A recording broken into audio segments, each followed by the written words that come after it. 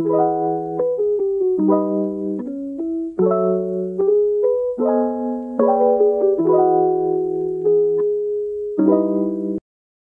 selamat pagi semuanya. Selamat datang di acara Design Talk bersama Adi Siti Sentul dan arsitek The Form Studio yang akan dipresentasikan oleh Pak Mande Austriono.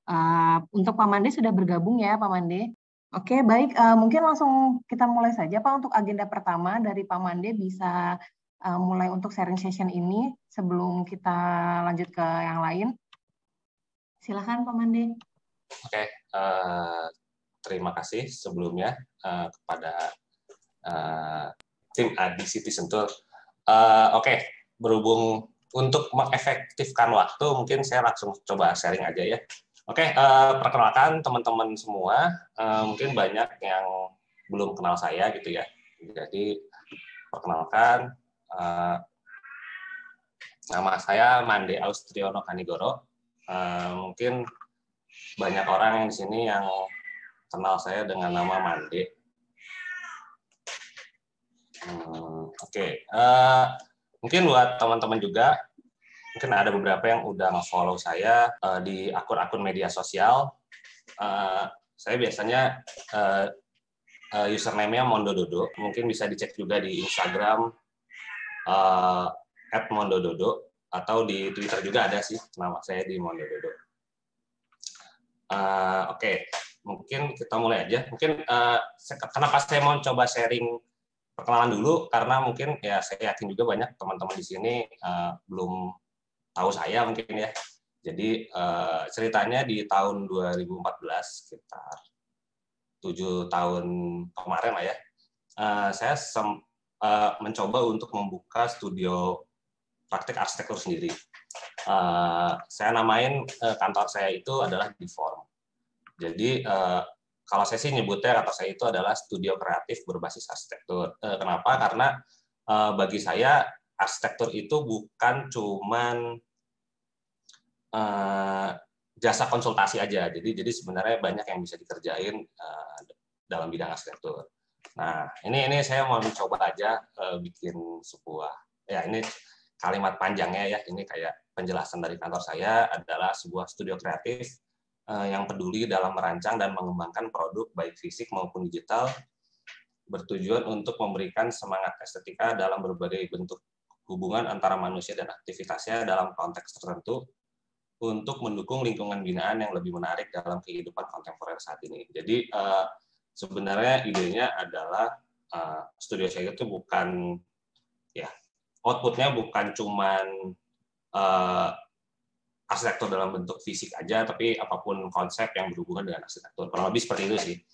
Nah, jadi cuman ya memang secara bisnis memang banyaknya di jasa konsultasi. Itulah mungkin mengapa tim dari Adi Siti juga mungkin melihat saya gitu ya. Mungkin ngelihat peluangnya seperti gimana. Nah, kurang lebih ini ada beberapa proyek yang saya sejauh ini udah pernah saya kerjakan ya. Ini mungkin kalau tadi sempat teman-teman ngelihat di sosial media, mungkin bisa ngecek juga. Ini yang beberapa proyek saya biasanya saya suka posting di feed ataupun maupun di story lah ya. Saya yakin juga teman-teman di sini lumayan apa ya, dengan sosial media lumayan itulah ya, update lah ya. Jadi mungkin bisa ngelihat juga beberapa karya saya mungkin di berbagai kanal sosial media. Nah, untuk kantor saya juga punya website, mungkin bisa dicek juga di theform.co. Ada juga akun Instagram ya, di @theformco. Ya silahkan juga kalau mau follow boleh. Nah, oke. Untuk hari ini sebenarnya idenya adalah bercerita tentang rumah tumbuh. Jadi nanti memang sepanjang cerita ya, sebenarnya saya mau sharing-sharing aja sebenarnya rumah tumbuh itu seperti gimana sih, dan kayak tipenya apa aja, terus gimana cara membuat rumah tumbuh, atau ya penerapannya ke dalam bentuk rumah saat ini seperti gimana. Lumayan banyak slide-nya ya, ada hampir 100 slide, jadi mungkin ya silahkan menikmati aja. Oke, pertama sebenarnya saya mau menceritakan, ya ini mungkin teman-teman di sini udah kebayang lah bahwa kita sebenarnya kebutuhan primer kita sebagai manusia itu utamanya ada 3 ya. Udah mungkin ya pasti udah hafal ya dari waktu zaman kuliah, zaman sekolah ya. Standarnya adalah sandang, pangan, papan. Nah, jadi papan ini memang salah satu bagian yang cukup krusial dalam kebutuhan primer. Nah, karena konteks di sini saya adalah sebagai seorang arsitek, jadi ya yang fokusnya pasti otomatis kita di area papan ini. Nah, untuk saat ini sebenarnya kita juga ngelihat tren dan kondisi saat ini ya. Jadi kalau kita ngelihat tren dan kondisi, ada perbedaan antara zaman dulu dengan kondisi saat ini. Jadi yang menurut saya sih sebenarnya lumayan berubah polanya. Jadi kalau misalkan dari segi luas lahan, dulu itu cenderung kan lahan-lahannya besar ya, karena memang jumlah populasi manusianya juga belum terlalu banyak. Berbeda dengan ya dulu itu sebenarnya kita nggak usah repotin tahun 1800 atau 1900 ya. Asumsi aja kita berbeda 20-30 tahun terakhir sebenarnya itu perbedaannya lumayan signifikan, bahwa kalau zaman dulu ya cenderung setiap orang itu masih mampu untuk memiliki rumah dengan luas lahan yang relatif besar. Beda dengan sekarang, ya rata-rata udah mulai mengecil ya karena semakin padatnya penduduk gitu, terutama di kota-kota besar. Jadi ini merupakan ya salah satu penyebab juga kenapa ada banyak konsep-konsep belakangan ini, terutama ya ini konsep tentang rumah tumbuh ini. Terus dari segi material ya, dari segi harga-harga juga dari dulu ya relatif murah, sekarang udah mulai harga-harga rata-rata mahal gitu. Jadi itu juga jadi pertimbangan juga. Untuk kebutuhan ruang juga dulu relatif sedikit ya. Maksudnya sedikit adalah dulu kan kebayangnya adalah kalau ruang-ruang yang biasa kita temuin ya standar ya kayak ruang tidur, ruang makan, dapur, ruang tamu dan lain-lain. Kalau sekarang itu kalau ngelihat dari trennya itu sebenarnya udah mulai banyak nih kebutuhan-kebutuhan yang diperlukan untuk ruang-ruang di dalam sebuah hunian atau sebuah rumah. Contoh kayak sekarang ada aja kayak hampir semua, terutama semenjak pandemi ini ya, ada banyak kayak brief bahwa pengen menginginkan kayak study room khusus untuk misalkan video call atau Zoom misalkan ya. Itu juga hal-hal yang mungkin dalam nggak perlu beberapa tahun, saya nggak perlu berapa puluh tahun, berapa tahun kemarin kayaknya nggak terlalu banyak tentang tren seperti itu gitu. Terus juga banyak kebutuhan kayak misalkan ada ruang fitness di dalam rumah, terus ada kayak itu banyak ada ruang bermain, ruang apa yang mungkin dulu itu nggak kepikiran sampai sedetail itu. Jadi kebutuhan ruang juga kurang lebih kesini-sini lumayan jadi banyak. Nah, sebenarnya ada beberapa alternatif solusi dari untuk hunian sebenarnya. Karena tadi itu ya, jadi karena dari luas lahan yang udah mulai menyempit, terus dari biaya-biaya juga lumayan banyak, terus ya ruangan-ruangan juga semakin penuh. Tunggu bentar ya, mohon maaf, ada kucing di sini, saya usir dulu bentar.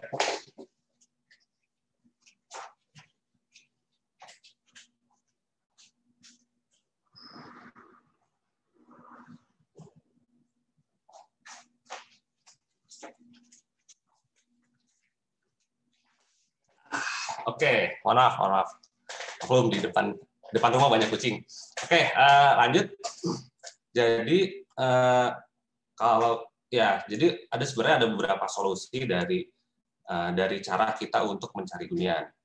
Kalau zaman dulu ya kita hanya terpatok sebatas hanya ya udah kita mencari landed house atau rumah gitu ya. Sebenarnya ada solusi lain, yaitu kita mencari apartemen sebenarnya.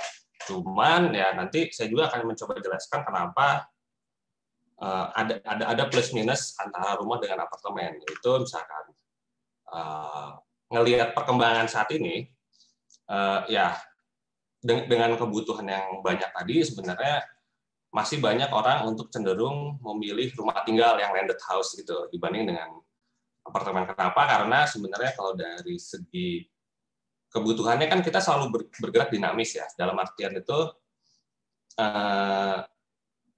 saat ini mungkin kita hanya kebutuhannya ini dan ini gitu ya. Misalkan kalau untuk yang belum menikah mungkin nggak perlu lah kayak kamar anak mungkin misalkan gitu ya. Tapi kan siapa tahu dalam beberapa waktu ke depan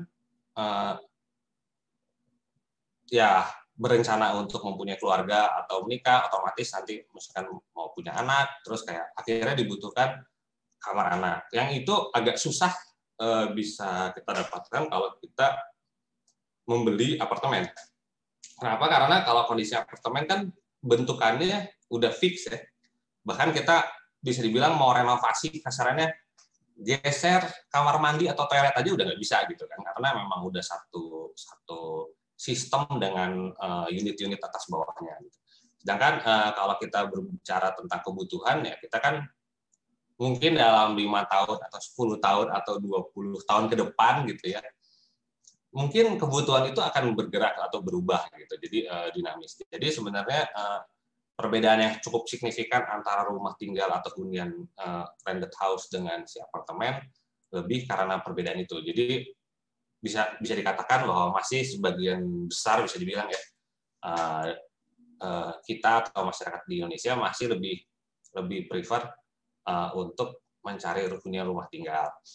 Cuman baik lagi selalu disesuaikan dengan kebutuhan, karena ada beberapa juga orang yang memang mencari apartemen lebih semata-mata karena kondisi pekerjaannya atau ya misalnya area mobilitasnya yang nggak pengen terlalu jauh. Tapi berdasarkan pengalaman saya sih ya terhadap klien-klien saya, kalau mereka curhat, karena ada tetap punya apartemen, tetap juga ingin suatu saat memiliki rumah atau memang mereka punya dua alternatif gitu sih. Nah, seperti tadi saya bilang juga ya, maksudnya karena kalau kita apartemen itu stuck ya, maksudnya kita nggak bisa layoutnya pun nggak bisa banyak bergerak. Sebenarnya kalau di hunian ya dia bisa berkembang menjadi bisa lebih besar atau bisa dimodifikasi lah ya. Nah, jadi karena itu juga tuh muncullah sebenarnya konsep-konsep baru, terutama ya yang berkaitan dengan perkembangannya si rumah ini. Jadi memang yang fokus bisa dibilang fokus kita ya karena kebanyakan kebutuhan yang berkembang, otomatis ya itu konsep rumah tumbuh lumayan diminati dalam beberapa tahun terakhir lah. Itu ya bisa dilihat dari nanti ya, misalkan kalau kita dengar atau misalkan searching di berbagai ya, browsing misalkan ke Google atau apa, kalau istilah rumah tumbuh udah lumayan banyak diminatin lah, atau minimal bahwa rumah suatu saat pengen bisa bergerak nggak stuck gitu, itu udah lumayan diminatin gitu, karena udah tahu bahwa ini suatu saat kalau saya ada rezeki mungkin saya akan mencoba untuk kembangin ini atau pengen punya ruangan khusus untuk ini gitu. Jadi lumayan. Nah itulah apa ya yang mendasari si rumah tumbuh ini. Nah, jadi bisa dibilang sih sebenarnya kalau kita berbicara tentang si rumah tumbuh, kalau kita definisinya sih memang pasti akan beda-beda ya. Jadi saya sendiri nggak punya suatu definisi pasti lah tentang apa itu rumah tumbuh. Cuman kalau bisa dibilang sih sebenarnya rumah tumbuh itu adalah hunian yang pembangunannya dilakukan bertahap. Nah, definisi ini sebenarnya lumayan krusial ya, karena tahapannya yang kalau kita bicara rumah tumbuh itu bukan kayak bebas mau sampai kapanpun, cuman pasti akan ada limitnya. Jadi sebenarnya yang harus mungkin teman-teman di sini aware gitu ya, bahwa rumah tumbuh itu tetap ada mentoknya juga sih sebenarnya. Kenapa? Karena untuk menciptakan hunian yang nyaman itu memang nggak bisa unlimited terus diutak-atik. Pasti akan ada proporsi yang nyamannya mentoknya di mana. Kalau setelah dari situ mungkin hunian dirasa tidak nyaman lagi. Contoh ketika kita pengen rumah tunggu terus, misalkan suatu saat pengen dibikin kamar terus sampai ujung-ujungnya satu lahan habis sama rumah, mungkin nggak nyaman karena nanti misalkan sirkulasi udaranya nggak ada gitu, mungkin kan nggak enak juga misalkan satu rumah harus pakai AC misalkan ya, karena cuman gara-gara semuanya pengen dibangun full sampai batas kafling atau batas lahannya, sehingga misalkan nggak ada saluran udara, atau misalkan emang nggak ada resapan air, nggak ada sirkulasi pergerakan manusianya juga jadi lebih sempit karena semuanya udah kepake kasarannya. Itu juga sebenarnya bisa dibilang nggak baik juga. Jadi sebenarnya hunian yang pembangunannya dilakukan bertahap, tetap aja ada tanda petiknya adalah ada maksimum tahapannya. Jadi itu yang mungkin bisa dicermati juga sama teman-teman bahwa mentoknya di mana nih. Jadi mungkin ketika udah mentok, ya alternatif pilihan lainnya mungkin harus mencari hunian baru di lahan yang lain gitu kalau memang terlalu banyak kebutuhannya. Jadi beberapa pertimbangannya adalah selalu menyangkut tentang jangka panjang sebenarnya. Jadi hunian atau konsep rumah tumbuh ini selalu berpikir, kenapa sih ada konsep rumah tumbuh ini? Karena selalu berpikir tentang jangka panjangnya seperti apa. Jadi sebenarnya yang harus dicermati benar-benar adalah jangka panjangnya gimana. Jadi seperti tadi saya sebutin di awal, harus tahu batasannya. Jadi misalkan oke lah, kita untuk saat ini bisa rumah tumbuh dengan kebutuhannya segini sebagai tahap awal gitu ya. Nah, berarti kita harus tahu kebutuhan max itu ngapain sih gitu. Apa yang sekiranya akan dibutuhin dalam mungkin itu dalam waktu tertentu, misalkan setahun lagi butuh apa sih, 2 tahun lagi butuh apa sih. Dan tetap ya namanya kebutuhan harus diimbangin juga dengan kondisi finansial. Nah, ini juga yang jadi pertimbangan lumayan penting. Jadi kayak misalkan udah tahu nih kalau misalkan rumah tumbuh mau buat misalkan nambah lagi 1 kamar gitu ya. Nah, kita harus tahu juga kebayang nih 1 kamar itu sebenarnya biayanya berapa sih sebenarnya untuk saat ini. Nah, terus kalau misalkan mau dibangun di dalam 5 tahun ke depan, yang harus dipikirkan juga adalah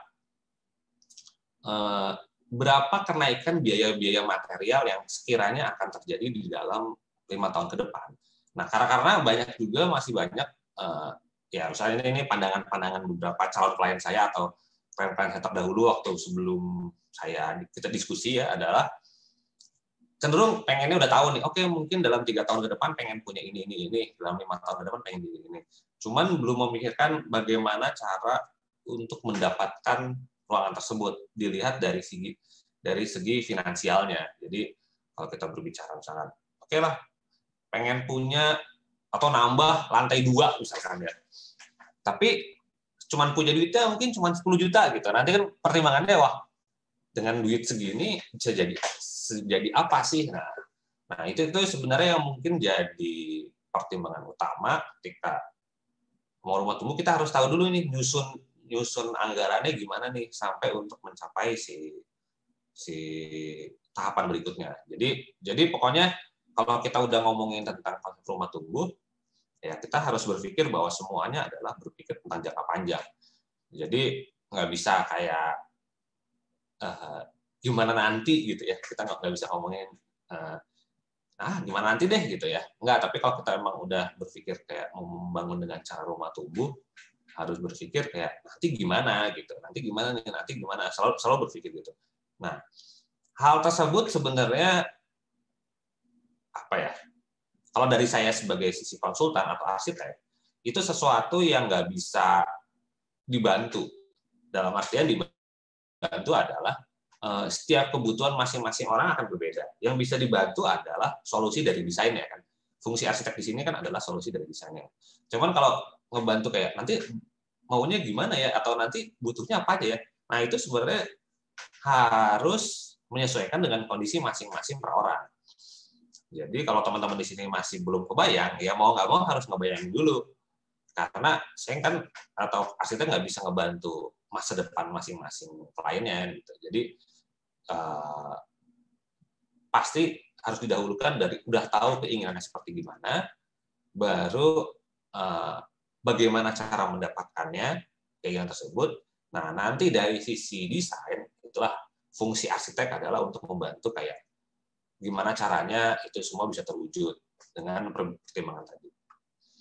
Nah, seperti tadi saya bilang, ini ya poin-poinnya adalah ya pertama adalah kondisi finansialnya harus kebayang, terus ya kebutuhan ruangnya itu yang harus dipahami dulu apa aja sih yang sebenarnya yang diperlukan untuk mencapai si kondisi idealnya nanti di suatu saat di masa depan gitu. Jadi dua poin ini yang mungkin kalau misalkan teman-teman di sini yang join di talk ini udah mulai kayak ngebayangin, oh nanti pengen deh bikin rumah pakai konsep rumah tubuh. Nah, dua poin ini yang bagi saya adalah harus krusial. Dan dua poin inilah yang selalu saya tanyakan di awal. Jadi sering juga kalau ini berbicara tentang pengalaman saya, pokoknya ketika ada klien atau ada orang yang saya pengen rumah tubuh gitu misalkan ya.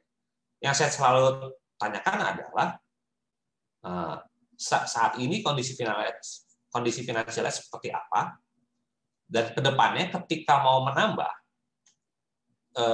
targetnya mau seperti apa. Selama belum bisa mempertimbangkan kondisi finansialnya, ya kalau penambahan kebutuhan ruang udah kebayang ya. Biasanya rata-rata yang datang saya udah kebayang, kayak misalkan saya pengen berikutnya gini, pengen ada kamar ini, pengen nambah ini, pengen nambah itu. Cuman bisa dibilang berapa ya? 70-80% itu belum kebayang kondisi finansialnya nanti ketika suatu saat mau berubah itu seperti apa, udah segimana gitu. Cukup dananya cukup enggak sih gitu.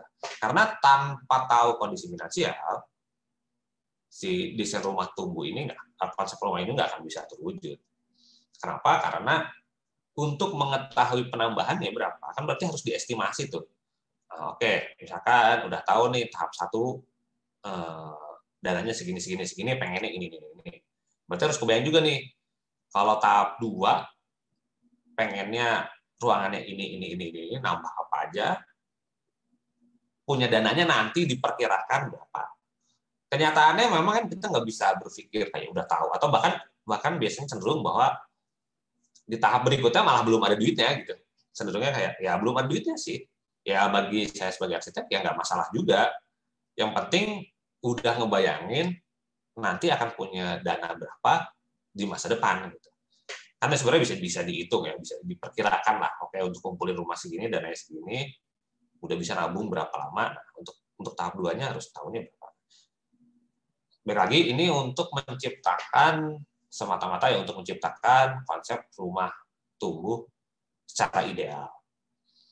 Kalau nggak ideal gimana ya dibikin aja ala kadarnya. Itu yang sering terjadi misalkan di dalam misalkan ya kalau saya bilang di desa nggak juga, di kota banyak sih. Misalkan kita mungkin ngelihat lah di tetangga kita atau mungkin di beberapa kalau misalkan lagi jalan kemana tentang bahwa banyak orang yang bikin misalkan konsepnya rumah tumbuh, bangun satu lantai dulu di lantai satunya aja gitu ya, lantai 2-nya belakangan gitu. Tapi kondisinya itu udah ini contoh aja ya, udah dicor, udah didak, udah ada lantainya, bahkan udah ada tangganya, tapi atasnya kosong. Nah, ideal nggak kalau hanya ditinggal gitu? Biasanya kalau ngelihat ya mungkin kayak teman-teman ngelihat, bahkan besi-besi untuk cor-coran itu masih ada gitu, biasanya kayak nongol-nongol gitu dari di atas gitu ya. Ideal nggak? Bagi saya nggak. Karena kenapa? Karena sebenarnya rumah itu harusnya bisa dinikmati dari pertama kali kita masuk ke dalam sana. Bukan dinikmati di masa depan. Kalau kita berbicara kenyamanan, nyaman itu adalah ketika kita pindah masuk ke rumah itu. Bukan ya sekarang nggak nyaman, tapi nantilah baru nyamannya setelah 3 tahun atau 4 tahun setelah tahap keduanya jalan, misalkan gitu ya. Nah, terus waktu dalam beberapa tahun di awal ini berarti kan nggak nyaman gitu. Nah, itu sebenarnya kalau dari sisi saya adalah harusnya dihindari. Kenapa? Karena dengan rumah tidak nyaman, karena masih debu, masih kotor, kalau ke atas masih berantakan, masih ada bekas-bekas batu bata yang ide katanya mah untuk ya udah nanti ini mah untuk sayang nih untuk masa depan nanti mau dibikin itu. Ya kalau direncanakan untuk ini kira-kira setahun gitu ya, ternyata setahun dananya nggak kumpul, terus kayak ya mundur 2 tahun, 3 tahun. Selama 3 tahun itu jadinya di rumah kan stres gitu bawaannya, jadi kayak nggak nyaman nih, kayak nyapu debu terus nih karena ternyata di lantai 2-nya masih kotor. Nah, sebenarnya itu yang harapannya nggak terjadi kalau kita memang merencanakan rumah tumbuhnya itu udah di-set dari awal gitu. Nah, jadi sebenarnya ide bahwa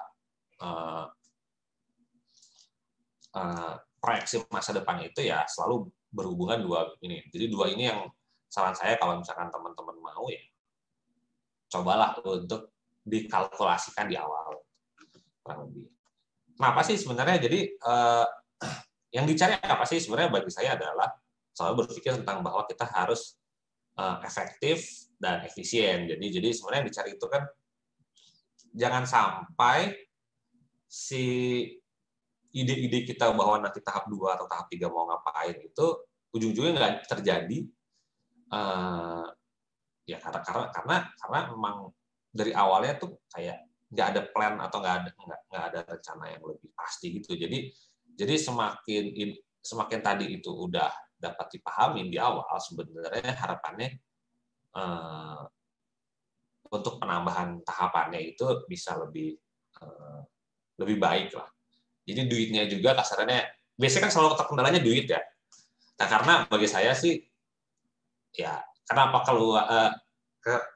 ide ini rumah tumbuh ini ada, cenderungnya karena duitnya juga belum cukup untuk semuanya gitu. Udah tahu ada kebutuhannya nanti, tapi duitnya belum kumpul ya udah buat aja dengan kondisi saat ini gitu. Jadi ya untuk menciptakan efektivitas ya memang harus dipertimbangkan dari awal. Semuanya apa sih? Semuanya ya tentang tiga poin ini, bahwa kayak ruangannya itu harus efektif di awal, apa aja yang memang ruangan yang dibutuhin, dengan pertimbangan kalau ada penambahan ruang itu benar-benar emang menyesuaikan dari kebutuhan itu gitu. Jadi kayak misalkan udah tahu nih dananya terbatas, terus misalkan ya lahannya juga mungkin nggak terlalu besar, janganlah kalau misalkan pengennya kamar tidurnya besar banget, tapi udah tahu suatu saat akan nambah kamar lagi. Nah, jadi mungkin dari awal udah di-set tuh, oke, memang ruangan ini dibikin kecil aja. Kalau ada dana tambahan, mungkin antara dari awal udah mengeset agak lebih besar rumahnya, atau di-keep untuk nanti di tahap kedua, misalkan bisa juga gitu. Dari segi waktu juga, itu penting karena ya baik lagi, harus tahu juga batasannya kapan mulai kapan kita harus memulai tahap 2 atau tahap 3 atau tahap berikutnya. Jadi jangan juga sampai kayak ya simpelnya kayak contoh ini contoh aja misalkan kayak oke nih pengen punya kamar anak gitu ya. Nah, kebetulan rumahnya saat ini nggak terlalu besar, terus emang belum ada kamar anaknya misalnya. Nah, kapan sih waktu yang pas untuk bikin kamar anak? Nah, ini sering terjadi nih. Nah, kalau saya selalu nyaraninnya adalah harus tahu juga nih nanti ketika suatu saat misalkan ketika kehamilan mungkin belum diperlukan kamar anak khusus misalkan. Masih bisa nebeng ke kamar orang tuanya atau kamar master. Ketika anaknya umur udah lahiran, umur masih balita, mungkin masih bisa tetap tidurnya di kamar master untuk si anaknya. Nah, anaknya mungkin udah diperkirakan mungkin kamar anaknya baru dibikin atau dia baru punya kamar sendiri mungkin ketika kelas 5 SD misalkan ya. Dan berarti kita tahu nih, anggaplah 5 SD misalkan, berarti dia umur 10. Anggaplah ada klien atau teman-teman di sini kayak nikahnya minimal kan sudah kebayang ya, misalkan nikahnya tahun ini asumsinya misalkan tahun depan harapannya udah punya anak, lahiran, berarti butuh waktu 11 tahun. 11 tahun, tapi kan sebenarnya waktu idealnya. Ya walaupun balik lagi, semua kan kita yang ya sebagai manusia kita hanya bisa berencana ya, Tuhan yang menentukan. Cuman minimal kita harus sudah punya target. Oke, dalam 11 tahun kan kamar anaknya harus sudah jadi. Berarti pembangunannya startnya dimulai dari 10 tahun lagi. Berarti kan kita bisa ngeset tuh sebenarnya. Oke, dalam 10 tahun ini saya bisa ngumpulin duit berapa sih sebenarnya gitu. Nah, jadi waktu itu ya ujung-ujungnya balik lagi aku pengennya kayak gini. Ya, balik lagi.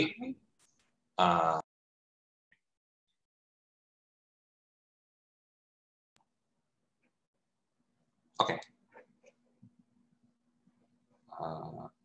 Ya, jadi ya balik lagi ujung-ujungnya adalah selalu berpikir ya ke biaya. Emang ujung-ujungnya kalau kita berbicara tentang rumah tumbuh, nggak akan jauh-jauh dari biaya sih sebenarnya. Masalahnya biaya ini kan yang sebenarnya nggak bisa kita kontrol dan nggak bisa kita samaratakan dengan semua orang di sini. Jadi ketika misalkan ada yang nanya, standarnya berapa sih biayanya? Nggak ada standar sih sebenarnya. Kayak memang kalau mau tumbuh harus gimana sih? Nggak ada. Semuanya pasti tiga poin ini yang kayak ruang, waktu, dan biaya itu menjadi penting juga dalam hal ini untuk mencapai ya cara efisiennya sebenarnya menggunakan maksimalin ya ini ruangnya kayak gimana, waktunya gimana, bikinnya gimana, kurang lebih gitu. Nah, nextnya adalah jenis dari rumah tumbuh. Jadi sebenarnya rumah tumbuh bisa dibilang itu ada overall ya, ada 2 jenis sebenarnya. Satu adalah yang tumbuhnya secara vertikal atau ke atas ya, atau secara horizontal. Nah, perbedaannya gimana sih? Jadi bisa dibilang simpelnya ya, yang berbentuk horizontal itu adalah numbuhnya ke samping. Jadi pertimbangannya adalah anggaplah kita punya lahan ada sisa, terus kita mau memperbesar area belakangnya. Nah, itu sebenarnya bisa dibilang itu rumah tumbuh secara horizontal gitu. Nah, ini sebenarnya biasa juga yang bukan selalu ya. Sering dimaksimalkan oleh para developer ya untuk ya baik lagi developer kan cenderung bahwa memang dari sisi bisnis selalu ada bisnis ya, developer kan ada bisnis ya. Mencoba untuk mencari kebutuhan masing-masing orang gitu ya. Jadi kayak udah tahu trennya kayak gini, dibuatlah rumah dengan mengikuti tren. Nah, tapi itu juga salah satu juga cara untuk developer memahami si kebutuhan masyarakat saat ini. Contohnya adalah kalau kita berbicara tentang rumah tumbuh horizontal itu selalunya adalah misalkan contoh menyediakan space di area belakang. Itu menurut saya itu salah satu trik yang sering digunakan oleh developer untuk memahami kondisi saat ini bahwa bukan paling murah ya, paling mungkin bisa dibilang lumayan efektif adalah penambahannya ke belakang. Karena kan kalau depan cenderung emang udah standar ya, dalam artian kita untuk memaksimalkan value dari sebuah kompleks, cenderung kan area depan itu banyak developer yang kayak mensyaratkan nggak boleh berubah secara fasad. Jadi triknya adalah memang developer memberikan space area belakang biasanya ujung-ujungnya entah untuk jadi penambahan dapur lebih besar atau tiba-tiba ada ruangan di belakang lebih banyak, nambahin ruangan. Nah, di area belakang cenderungnya ya samping kalau misalkan biasanya ada beberapa tipe hook itu boleh nambah samping, tapi rata-rata sih seringnya adalah horizontal itu ke belakang.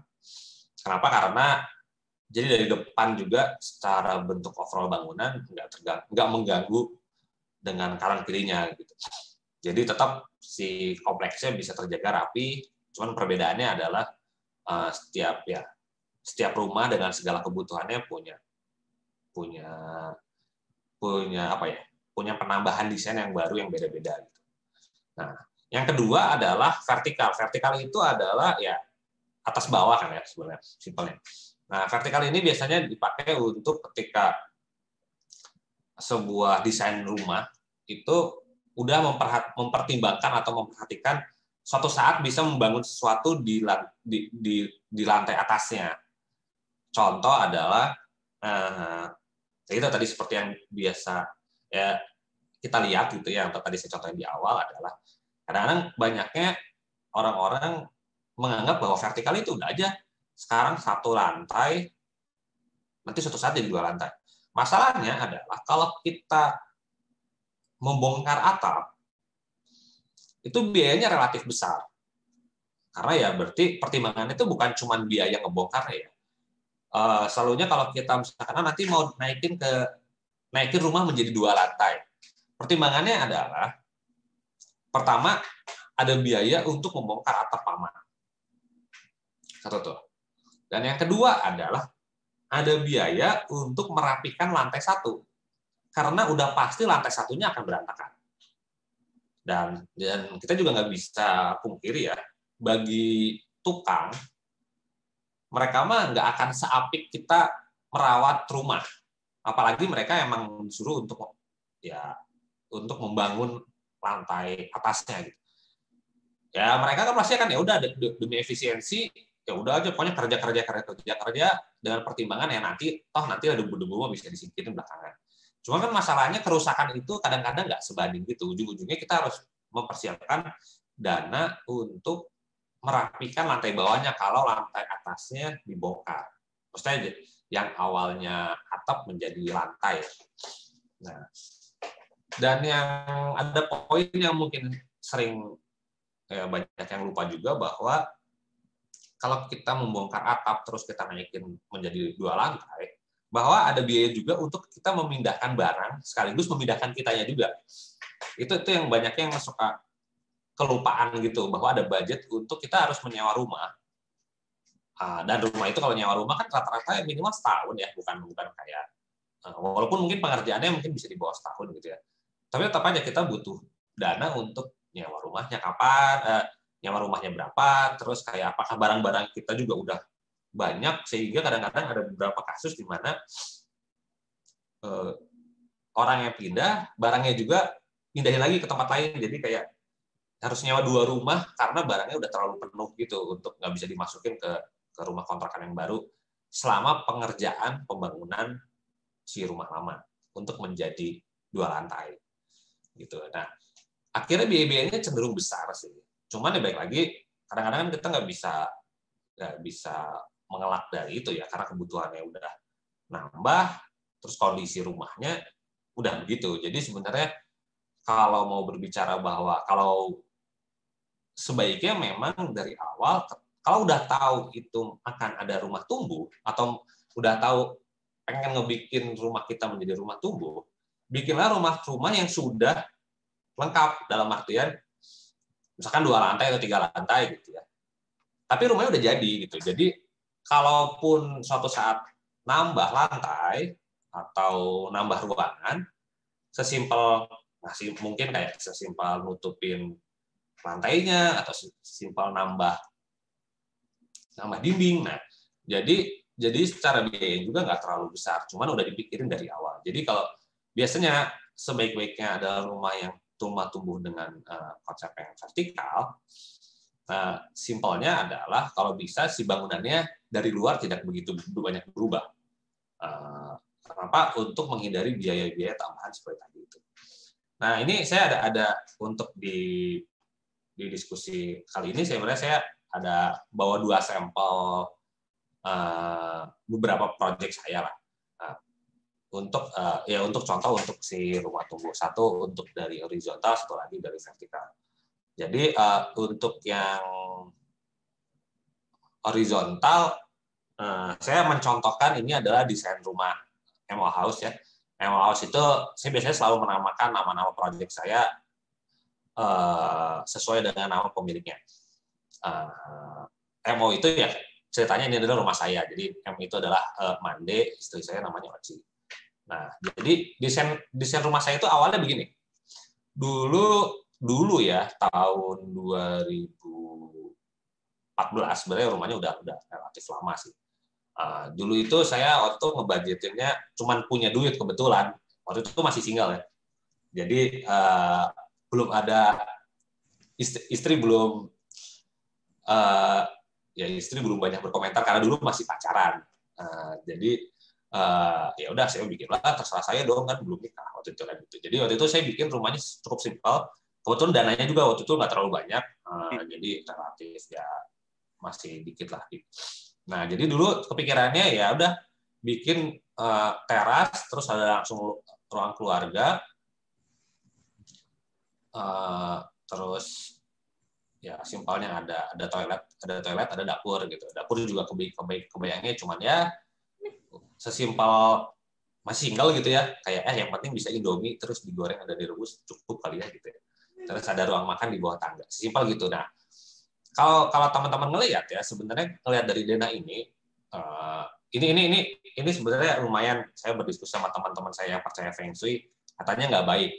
Kenapa? Karena dari pintu depan sama pintu belakang lurus, kayak langsung gitu, dari depan ketemu pintu belakang. Secara Feng Shui sebenarnya nggak baik. Cuman bagi saya waktu itu berpikir kayak bukan masalah Feng Shui, tapi masalah gimana caranya saya mempermudah untuk rumah tumbuhnya ke belakang.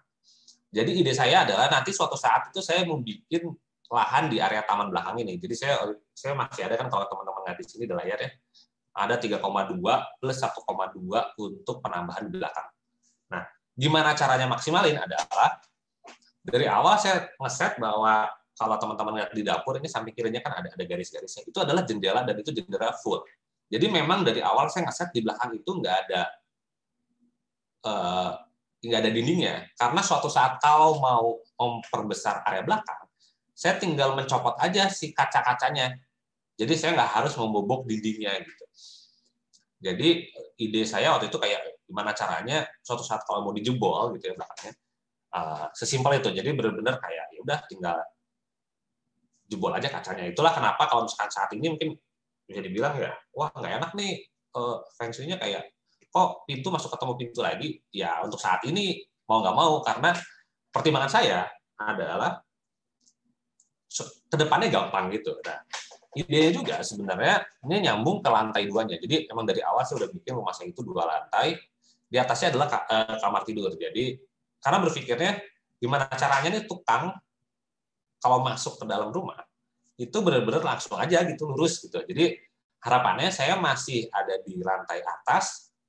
Toh kan tukang kalau udah malam ya udah nggak ada ya, paling kan siang-siang doang. Jadi waktu itu saya berpikirnya ya udah, ketika di lantai atas saya masih bisa tinggal di situ, tukang-tukang bisa gerak maju mundur cepat gitu. Jadi dia nggak belok-belok tukangnya. Ya udah aja, selama siang pintu depan buka, pintu belakang buka, kerja, pas sudah terakhir baru dicopot si jendelanya. Kurang lebih gitu idenya. Nah, ini lantai atasnya. Jadi atasnya waktu itu ya sesimpel saya ada kamar tidur aja cukup. Jadi idenya adalah si area belakang itu diakses dari bawah dan atas. Jadi itu juga kenapa si tangganya ini nanti bisa langsung lurus juga ke arah lantai 2 yang belakang di area belakang. Tapi baik lagi, ini desain saya waktu tahun 2014 bikinnya ya. Jadi itu desain saya waktu 2013. Sebenarnya banyak hal-hal yang miss dalam desain ini. Tapi itu wajar karena ya setiap yang namanya arsitek sih setiap tahun harusnya semakin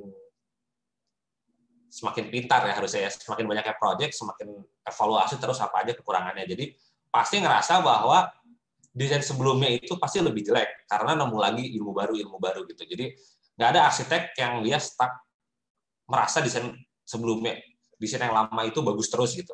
Pasti ya karena ada titik di mana enggak ya, dulu kayaknya harusnya bisa gini ya harusnya. Nah itu juga terjadi sama saya. Jadi kalau saya ngeliat desain rumah saya sih ya biasa aja, karena saya kayaknya banyak, kalau sekarang saya desain ini kayaknya banyak ilmu-ilmu yang ya lumayan berubah lah. Ini kan udah sekitar 7 tahunan kan, 7 tahun kemarin. Nah ini kurang lebih secara 3D-nya yang mungkin buat teman-teman yang agak kurang memahami dananya seperti gimana. Jadi tanahnya kayak begini, ini saya bikin kayak tadi ada 2, yang kuning itu adalah sirkulasi untuk horizontal, untuk depan ke belakang, yang ungu itu adalah untuk lantai 2. Nah, terus itu ada tadi saya bilang ada ruang keluarga, ada untuk mandi sama untuk dapur. Ini karena saya pengennya di dalam rumah pengen ada pohon, jadi saya masukin pohon di dalam rumah. Idenya kayak gitu. Nah, jadinya kurang lebih kayak gini. Nah, tadi yang saya bilang di area belakang itu ceritanya kaca aja, jadi tinggal saya bongkar suatu saat nanti.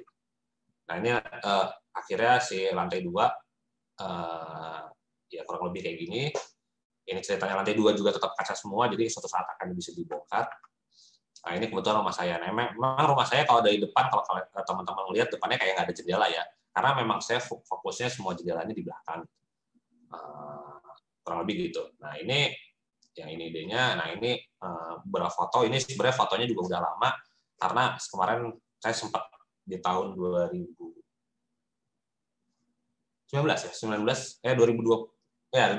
sebelum pandemi ini saya sempat renovasi beberapa detail-detail, jadi udah ada beberapa sedikit perubahan dari yang ini. Tapi kurang lebih kayak gini, jadi emang depannya sih masih, dan atasnya juga kalau teman-teman lihat kan bentuknya mezanin ya. Jadi kayak lantainya nggak full. Itu juga termasuk salah satu penambahan secara vertikal untuk di rumah ini. Ya dikit sih, paling cuma nambah aja membesarkan lantai 2-nya sih. Jadi rumah ini sebenarnya ada horizontalnya, fokusnya di horizontal, cuman kalau udah mentok pengen kamar lebih besar lagi, saya at least masih bisa nambahin dikit untuk vertikalnya. Nah, ini ada beberapa foto-foto aja sih. Ya lumayan kita. Mungkin buat teman-teman yang udah sempat follow Instagram saya, mungkin udah lumayan hafal juga dengan bentukan ini. Nah, ini yang saya bilang di belakangnya, ini yang saya bilang tadi kaca. Jadi emang ya udah belakangnya kaca semua. Ini benar-benar tinggal dibongkar aja kalau suatu saat pengen dibikin rumah tumbuh dan tumbuhnya ke belakang gitu ya. Jadi kurang lebih gini. Nah, ini area kurang lebih tadi lebarnya kan rumah saya kecil ya kebetulan. Lebar kanan kirinya 5 meter, terus 3,5 meter untuk depan belakangnya. Ini sebenarnya yang suatu saat nanti ide saya adalah rumah tumbuhnya adalah di lantai bawah akan menjadi tambahan ruang keluarga, lantai atasnya adalah untuk kamar anak. Kurang lebih ini adalah contoh rumah tumbuh secara horizontal. Kurang lebih ini ke atasnya. Nah, ini yang tadi saya bilang. Nah, ini yang untuk kalau misalkan suatu saat mau vertikal ya tinggal nambah aja nih si kamar saya dipanjangin ke depan gitu. Masih ada space lumayan juga sekitar 2 meteran kali 5. Jadi sebenarnya bisa memperbesar juga untuk lantai 2-nya. Nah, kurang lebih gini. Nah, ini kan lumayan tuh masih ada gap juga. Jadi kayak nggak memaksimalkan dulu si ruangan ini mentok gitu. Jadi ada kalau di bahasa arsitek itu namanya ada void ya. Void itu adalah lubang. Jadi memang ada lubang depannya, jadi bisa nanti nambah lagi di lantai 2-nya. Cuman ini karena berhubung ini adalah saya mencontohkan untuk yang horizontal dulu, kurang lebih seperti beginilah. Nah ini yang sebenarnya nantinya ke depannya bisa mundur ke belakang. Ini kalau malamnya, ceritanya kalau malamnya kayak gini kurang lebih ya. Nah ini sebenarnya satu udah. Sebenarnya contoh kedua, saya mau nunjukin tentang rumah tumbuh yang bergeraknya secara vertikal. Jadi sebenarnya hanya untuk menambah lantai 2-nya aja. Walaupun ini sebenarnya rumah ini bisa juga secara horizontal sangat bisa, karena dia punya lahannya cukup relatif besar. IV ini sebenarnya rumah yang lokasinya di Depok kebetulan. Mungkin teman-teman kalau sempat ngelihat atau sempat ini adalah kebetulan si pemiliknya punya akun Instagram juga namanya rumah imani, bisa ngecek. Nah kebetulan saya juga untuk proyek ini nggak ada foto-fotonya karena belum sempat foto, baru jadinya kurang lebih di 2019 sebelum pandemi banget. Jadi selama setahun kemarin saya mau foto agak nggak enak karena ya di musim pandemi gitu ya. Tapi idenya seperti gini. Jadi lantai satunya seperti gini. Rumah ini cuma 2 lantai sebenarnya. Kebetulan posisinya ada di rumah ini ada. Jadi ini rumah ini adalah di samping rumah utama. Jadi ini sebenarnya rumah pemberian dari orang tuanya kepada anaknya, kayak nge-spare gitu. Ini ada halaman besar, sok aja pakai ya, gitu. Cuman kondisi keuangannya juga nggak terlalu banyak waktu itu. Jadi kayak udahlah kita bikin rumah tumbuh aja. Nah tapi tumbuhnya gimana ya? Udah sekarang fokus dulu ke atas. Waktu itu memang anaknya ya maksudnya kebetulan masih bayi juga. Jadi kayaknya belum, nggak perlulah untuk saat ini dibuatkan kamar anak. Cuman gimana caranya suatu saat pengen punya kamar anak gitu. Jadi idenya seperti gini kurang lebih, masuk langsung ruang makan plus dapur langsung gitu ya. Terus ya ada ruang tamu yang sebenarnya ruang keluarga juga. Terus kalau di lantai atasnya dia cuman ya udah untuk saat ini ada kamar tidur anak, ada area bermain, terus ada kamar tidur master yang sebenarnya belum aja. Jadi sebenarnya dalam konsep ini saya bikin lantai 2-nya kotakan aja, nggak ada sekatnya. Nah, sekatnya ini idenya adalah suatu saat ketika anaknya nanti sudah besar, tinggal disekat gitu. Jadi sebenarnya yang vertikal itu sebenarnya mudah kalau memang udah di-set dari awal gitu. Jadi seperti tadi saya bilang di awal, kayak yang penting dari depannya atau dari keseluruhan bentuk bangunannya udah nggak berubah, sebenarnya mudah untuk bikin rumah tembus secara vertikal gitu. Yang berat itu adalah vertikal tapi nggak direncanain dari awal, atau ya gitu buatnya adalah satu lantai dulu, lantai 2-nya belakangan gimana nanti. Nah, kurang lebih ini saya masih masukin 3D-nya dulu ya untuk fotonya. Kurang lebih alhamdulillahnya kurang lebih bentukannya sama ya dengan yang ini. Jadi mungkin kalian bisa juga teman-teman di sini ngecek di Instagram ya, cek aja namanya @rumahimani. Atau di YouTube juga kebetulan kayaknya dia udah berapa kali masuk beberapa channel YouTube tentang dekorasi rumah gitu. Jadi kayak sempat masuk video-video di YouTube gitulah. Kurang lebih bentukannya sama. Ini yang saya share sebenarnya lebih ke konsepnya dulu.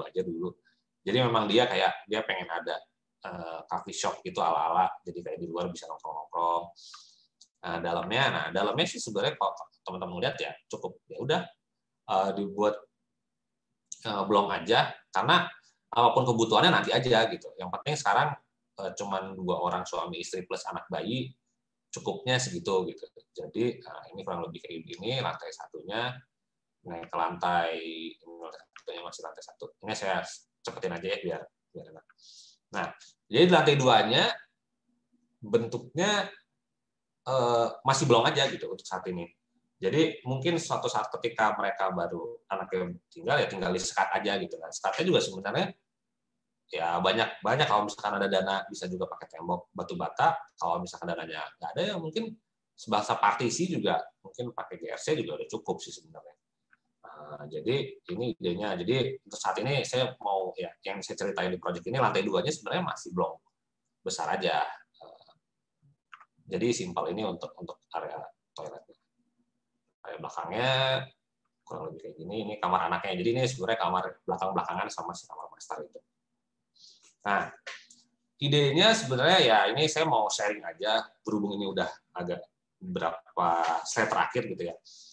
Mau ngasih tips dan trik aja untuk siapa tahu teman-teman ada yang tertarik bikin rumah tumbuh. Yang pertama adalah harus direncanakan dari awal. Itu udah pasti ya, udah wajib. Kalau kita pengen rumah tumbuh ya ngomong dari awal. Oke, rumah ini akan menjadi rumah tumbuh. Berarti harus tahu juga mana, apalagi skala prioritasnya, mana aja yang harus dibuat di awal, mana yang baru dibuat di kedua atau di tahap berikutnya. Terus itu juga yang penting. Terus orientasinya harus masa depan ya. Jadi harus mikirin masa depan. Jadi tahu next-nya tuh mau gimana. Dan yang terakhir adalah harus, nah ini mungkin bisa dibilang keseluruhannya ya, harus mengeset kondisi finansialnya. Jadi ini saya udah mention dari awal. Finansialnya harus tahu dulu nih enaknya gimana, terus kondisinya seperti gimana. Jadi itu mungkin yang 4 poin ini yang mungkin bisa dibilang kayak tips-tips untuk kalau merencanakan rumah tumbuh itu kurang lebih seperti itu. Idenya seperti gitu untuk materi obrolan kita kali ini. Simpel, jadi kalau misalkan ada teman-teman yang mau nanya juga boleh, silakan aja. Nanti mungkin kayaknya ada sesi untuk tanya jawab juga boleh. Mungkin ada tambahan bonus aja nih, bonus. Ada sedikit request dari tim HD City Sentul tentang diminta untuk review dong denah rumahnya seperti gimana. Apakah bisa nggak sih dari desainnya dari tipe yang ini itu sebagai rumah tumbuh. Nah, menariknya kalau saya lihat sih sang arsiteknya ini kebetulan ini memang bukan saya yang desain ya, jadi saya juga nggak akan banyak bercerita tentang panjang lebih detail tentang desainnya seperti gimana. Cuman kalau kita review sebenarnya menariknya tipe yang baru dari si HD City Sentul itu mereka bisa bikin si rumah yang ini itu yang dijual ini itu bisa tumbuhnya 2 dua aspek, yaitu dari vertikal dan horizontal seperti tadi saya sampaikan. Jadi di tipe yang Aruna ini menarik sih sebenarnya. Ini saya simpel aja ya. Baik lagi bukan saya yang desain, jadi saya nggak akan komentar tentang lebih jauh tentang detailnya. Ini ada dena lantai 1, dena lantai 2, dan atap. Yang menurut saya menarik adalah kalau teman-teman ngelihat ya dari tadi apa yang saya sampaikan dari awal adalah dari tipe ini tuh untungnya di belakangnya itu nggak full. Jadi sebenarnya ada peluang untuk membangun apapun ke belakangnya atau memperbesar ke belakang. Menurut saya itu sudah cukup mewakili untuk rumah tumbuh secara horizontal. Nah, untuk vertikalnya sebenarnya ini. Nah, kalau kalian lihat ini before-nya terus after-nya ini yang saya tandain merah ini, untungnya udah juga secara vertikal. Jadi sebenarnya ini kan sekarang ada void ya. Ada void atau ada lubang lah, lubang di atasnya area untuk dapur. Yang sebenarnya ini sangat bisa banget untuk next-nya dikembangin, entah jadi ruang apapun gitu ya, bisa jadi kamar lagi atau ya toilet baru atau apa. Tapi ya paling aman adalah sebenarnya nambah kamar sih sebenarnya untuk di sini. Jadi secara vertikal sebenarnya ya kalau nge-review dari Dena ini, simpelnya ini bisa banget nih rumah tumbuh untuk secara vertikal. Cuman balik lagi harus kebayang dulu apakah perlu nggak sih nanti suatu saat mau nambah kamar lagi atau enggak. Dan yang kedua adalah area belakang tadi saya sebutin di awal ya. Jadi kayak sebenarnya area belakang ini sangat bisa banget dimanfaatin untuk pengembangan berikutnya. Entah mau jadi apa sebenarnya lumayan ngeset 1,75 area kan sebenarnya bisa untuk nambah-nambah sesuatu di area belakang. Saya sendiri kurang menyarankan kalau area samping itu kan ada koridor kecil ya untuk dipakai. Kenapa? Karena kayaknya itu akan bisa dipakai untuk sirkulasi cahaya juga. Jadi kayak biar nggak terlalu pengap dan udara gitu ya. Saya tetap mempertahankan kalau misalkan teman-teman di sini ada yang tertarik sama denahnya ini atau sama ya desain yang ini, saran saya si gap bangunan ini yang ada koridor itu, saran saya jangan suatu saat kalaupun kalian mau pengen rumah tumbuh tetap aja dibiarin aja mending, karena pasti nanti berguna juga, bisa naruh jendela di samping atau naruh bukaan-bukaan biar udara masuk dan cahaya masuk sampai ke lantai 1. Jadi menarik sih sebenarnya untuk Dena ini, bisa kalau ngomongin rumah tumbuh ya bisa horizontal juga dengan cara ke belakang, sama bisa vertikal juga. Kurang lebih gitu. Jadi mungkin itu saja obrolan kali ini. Mungkin sekian dari saya. Terima kasih. Selamat siang.